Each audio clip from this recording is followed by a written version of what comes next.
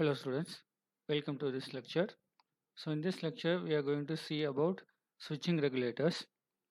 In the previous sections we have seen about some of the basic voltage regulators, and the voltage regulators are mainly classified into fixed voltage regulators, linear voltage regulators, and the switching voltage regulators. So the linear voltage regulators have transistors that are going to work in linear region, uh, and the voltage values are going to be varied depending upon the configuration that was made. Also, the fixed voltage regulators was used are going to be designed for fixed voltage ranges, and the switching regulators, by the way, having the transistors or power semiconductor switches that are going to be work either in on state or in the off state. So mainly the switching regulators have transistors or power semiconductor switches.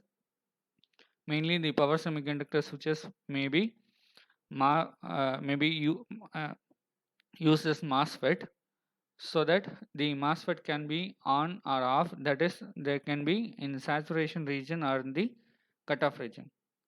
So why mostly uh, the power semiconductor in place of power semiconductor switches, why mostly the MOSFETs are being used is that the MOSFET is going to be voltage control switch, and it can be switched very fast, and it can be controlled by um, the positive or the negative voltages, so that the MOSFETs are being used.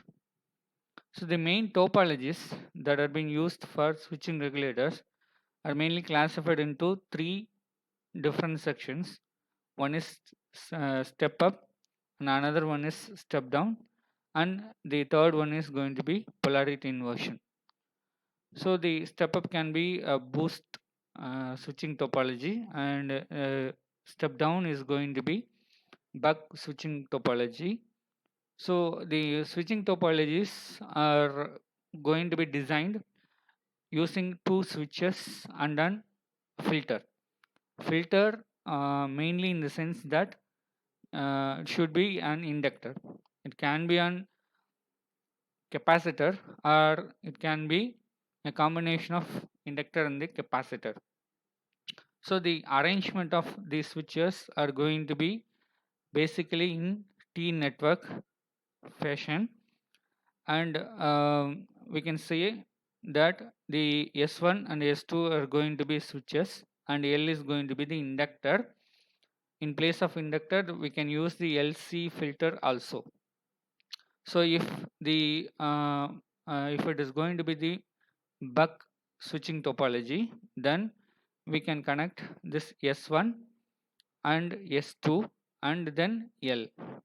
If it is going to be the boost converter topology, first we will be connecting L and then S1 and then S2. And if it is going to be the polarity inversion, it is going to be a combination of buck and the boost converter topologies. So it will be having S1, L and S2. So these are the basic topologies that are going to be used for switching regulators. So using this particular switching regulators, we can boost up the input voltage, and boost up the input voltage up to a certain extent. That particular extent is uh, going to be designed by the duty ratio by which the particular semiconductor switch is going to be switched.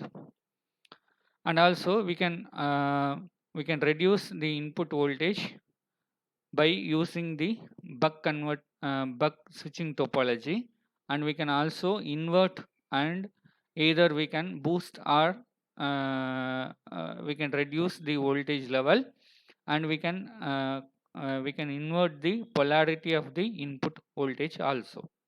So that can be done by this particular topology. So either it can reduce or it can boost. The reduction and the boost will be controlled by the duty cycle ratio. So by using this, we can design the practical switch mode power supplies.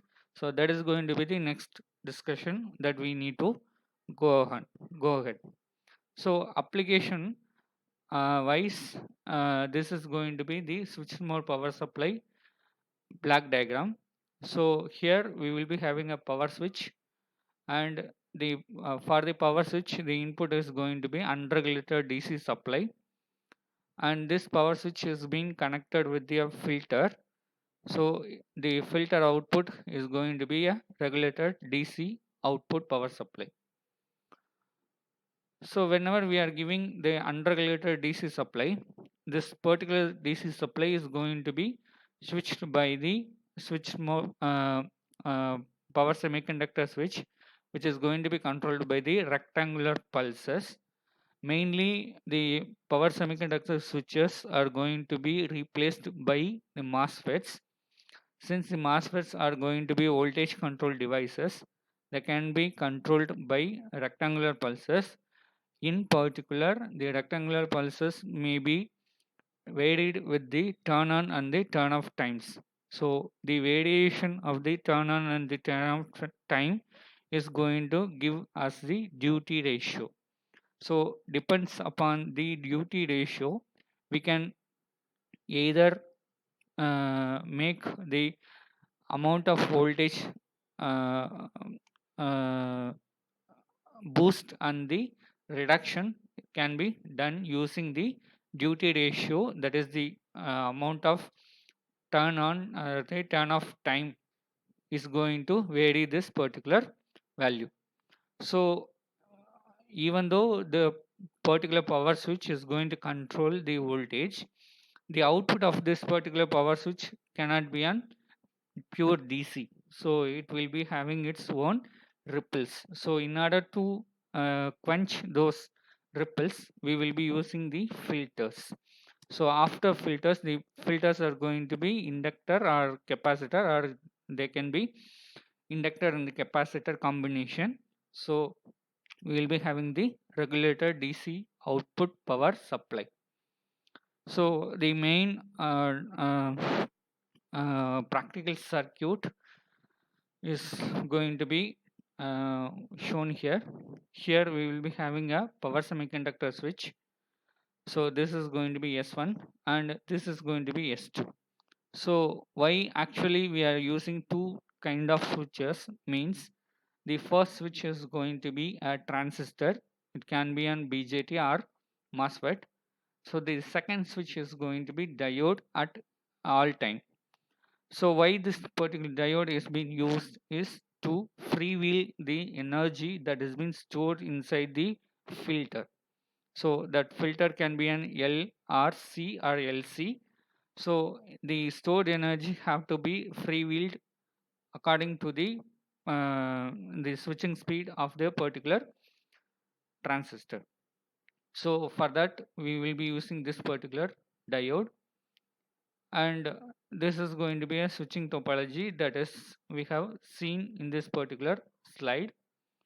So this switching topology has been connected to the rectangular pulse generation circuit. So how to generate the rectangular pulse is by making the potential divider circuit using two resistors R1 and R2. The output voltage of this particular point is going to be Vf, then that can be calculated by V naught, that is the output voltage, into R2 divided by R1 plus R2 using the potential divider rule. So this particular voltage is going to be given to an error amplifier. This particular error amplifier will be given an non-inverting input of the reference voltage. This reference voltage can be given here using a Zener diode or any fixed voltage. So this particular voltage will be giving a reference voltage. That particular reference voltage is being compared with the feedback signal. This particular comparison will be giving an error signal.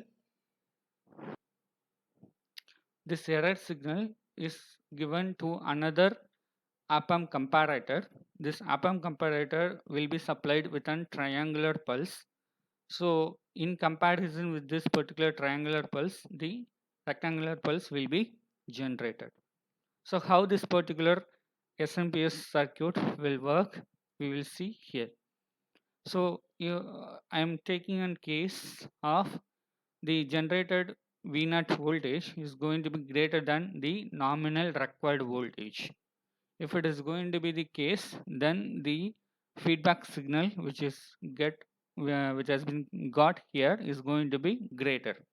So if it is going to be greater, then we will be having the error signal as large as possible. So if it is going to be the case, then the error signal will be compared with this particular triangular pulse like this, so that our T on period, that is the in comparison with this particular one, the DC output which is got here is going to be a error signal. Since this error signal is going to be greater, so that the width of this particular comparable point will be giving a very low T on period rectangular pulse. So the T off period will be somewhat larger, but the T on period will be somewhat greater. So due to this, the transistor will be on for less time period, so that the particular output voltage will be getting reduced, so that the nominal voltage will be getting maintained. Suppose the case number 2 will be if the output voltage is going to be less than the nominal voltage, means what will happen? The feedback signal will be getting reduced, so that the reference voltage is going to getting uh, will be uh, will be making the difference as small as possible, so that the error signal will reduce the particular voltage level of the DC error signal. So due to that, the voltage level has been reduced. So in comparison with this point, you can compare with these two diagrams, that this particular point is going to be touching on the very near to the top, but here the particular signal is touching on the bottom of the triangular signal, so that the T-on period has been getting greater, so that the transistor will be getting on for greater period, so that the output voltage will be getting boosted up for some extent.